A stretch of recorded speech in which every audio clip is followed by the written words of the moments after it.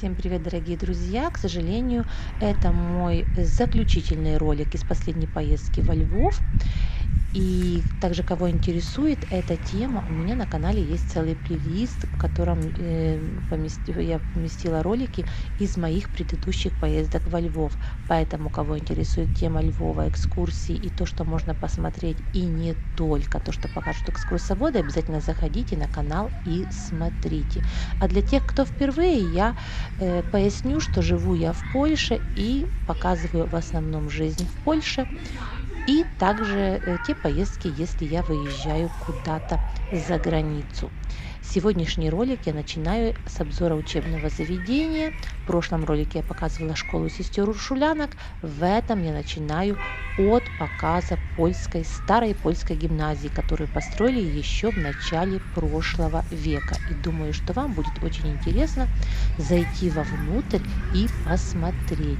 Здание это, как видите, охраняется государством, поскольку оно как бы историческая ценность. И я думаю, что зайдя вовнутрь, вы поймете почему. Сейчас в этом здании находится средняя школа номер 6 города Львова, а раньше построили этот дом также для гимназии. Но гимназия была для девочек с интернатом. Увидимся? И также в этом здании помещалась коллегия для учителей, то есть учили их методикам разным, педагогика, ну, разные такие, как сказать, дидактические предметы. Вот посмотрите, как выглядела эта школа внутри. Я думаю, что потому как она выглядит сейчас, она э, может быть даже не слишком отличается от того, что было раньше. Посмотрите, все осталось как вы видите, даже двери, оконные рамы, вот здесь все это еще оригинальное со старых времен. Я не знаю, как вы, но я очень люблю такие здания. Вот видите, даже ступеньки, все здесь осталось как и прежде. Конечно же, школа нуждается в каком-то более грунтовном ремонте, но можно увидеть ту атмосферу, которая здесь была. Конечно же, раньше это все было более ухожено, школа была частной, открыла ее и построила женщина по фамилии Зофия Стралкowska. Это учительница из старого такого дворянского польского рода, но обедневший род, и поэтому все ей приходилось в жизни добывать собственными способностями, собственным умом. Она сама закончила и сдала экзамены учительские, и потом посвятила себя вот такой просветительской деятельности. Всю жизнь занималась образованием. Школа была большая, на последнем этаже вместились комнаты для воспитанниц, и даже на крыше, я читала, построили террасу, из которой можно было обозревать город сверху. Вот видите, какая центральная лестница, вот с такими украшениями на стенах. Это все еще оригинальное со старых времен, то, что было. Как видите, школа построена очень добротно, и если бы ее отремонтировать еще лучше, посмотрите, какая атмосфера. Я не знаю, как вы, но я бы очень хотела учиться не в современном здании, а вот в таком, с традициями и с такой прекрасной атмосферой. Меня, например, она очень вдохновляет для того, чтобы учиться. Вы знаете, даже написано, что в свое время эта школа была самой большой средней женской школой в целой Польше. Так что можете себе представить, как сказать, каким авторитетом она пользовалась среди львовян. Во время войны, например, образование, учеба в этой школе была бесплатной. И одно время даже хозяйка этой школы предоставила дом для того, чтобы с нем сделать военный госпиталь. Не знаю, насколько коек, но здесь также местился военный госпиталь для солдат. Вот еще осталась надпись «Заклады науковой Зофии Стралковской». И то, как она выглядела раньше. Прекрасное, добротное здание. Продолжаем прогулку по городу. Мы на улице Ивана Франко. Подняла голову вверх и хочу показать вам э, дом сверху, как он украшен своеобразно. Нужно было бы прочитать историю этого дома. Почему именно так?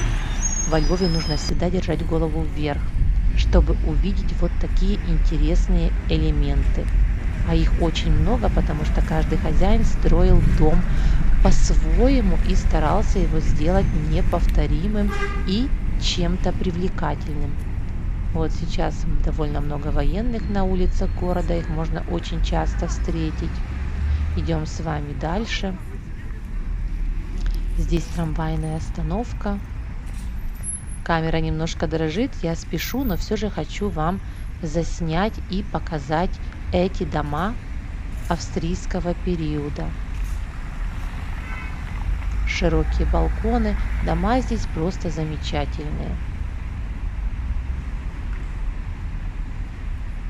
Вот такая улица, движение очень и очень интенсивное. Посмотрите, какие пробки.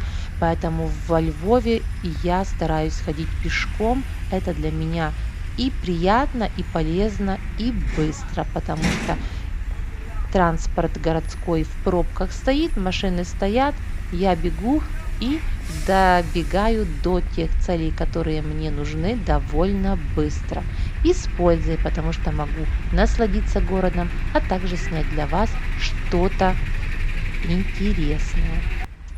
Мне удалось зайти в еще одну старинную браму, которая, как видите, частично отремонтирована, и здесь вы можете хоть как-то увидеть, какие были дома раньше. Не отремонтирована она так до такого блеска и до такого какого-то шика, но не самым худшим образом выглядит, поэтому зайдем и посмотрим, как же живут старые австрийские дома сейчас.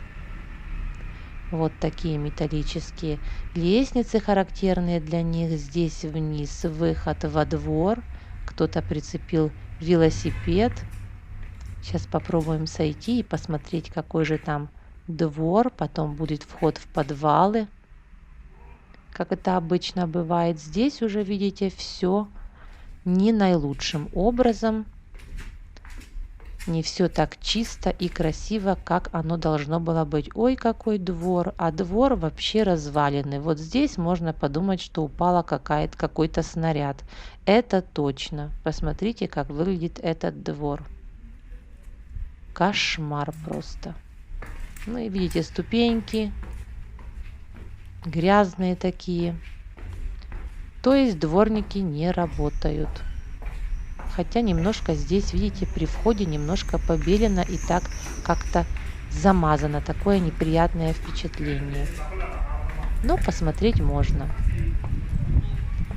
Выходим, идем дальше. Я очень люблю вот так иногда заходить, посмотреть. Ну и также теперь вам показываю те места, которые удастся заснять. Вот еще одна брама. Давайте зайдем. Двери оригинальные, но внутри, посмотрите, похожая брама на предыдущую, но намного в худшем состоянии. А здесь, видите, и мрамор немножко присутствует на стенах, но заходить даже туда не буду. Я нахожусь на австрийском рынке. Покажу вам, как выглядит рынок сейчас во Львове. Обычный городской рынок. Так, пробегусь немножко, и чтобы вы имели впечатление, понятие, как он выглядит. Рынок находится также на улице Ивана Франко и площадь Ивана Франко. Вот. Так что недалеко от Стрийского парка. Вот посмотрите, как идет бойкая торговля, что продают, какие цены. Здесь по бокам магазинчики, а посередине стоят торговые ряды. Там торгуют частники, крестьяне то, что привозят. Вот полно уже клубники. Вот такие рынки, и в таких условиях продают во Львове.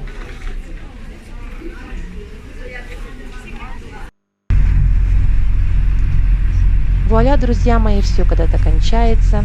Я уже перешла границу, направляюсь в сторону города Перемышт. Показываю вам, какая очередь на выезде из Польши на въезд в Украину. Очень много машин. Не знаю, сколько они здесь стоят, но стоят порядочно. На этом, друзья мои, я потихоньку буду заканчивать. Я уже сказала, это мой последний ролик из поездки во Львов. Так что, друзья мои, пишите в комментариях, что вы думаете по поводу того, как выглядит жизнь сейчас в этом городе, что вам понравилось, какие ваши впечатления. И также заходите на мой канал, я буду снимать для вас теперь больше о Польше.